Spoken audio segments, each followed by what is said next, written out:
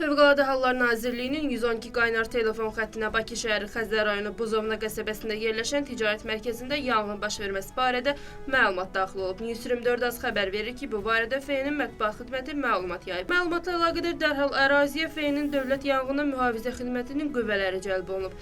Yanğın söndürənlər tərəfindən həyata keçirilmiş zəruri və təxirəsalınmaz tədbirlər sayəsində ümumi sayəsi 2000 kvadrat metr olan bir mərtəbəli ticarət mərkəzinin ərazisində bir-birinə bitişik tikilmiş müxtəlif təyinatlı mağazalarda baş vermiş yanğın havanın küləkli olmasına baxmayaraq genişlənməsinə imkan verilmədən qısa müddətdə söndürülüb. Yanğın nəticəsində ticarət mərkəzində bir-birinə bitişik müxtəlif təyinatlı mağazalar ümumilikdə 214 kvadrat metr sahədə yanıb.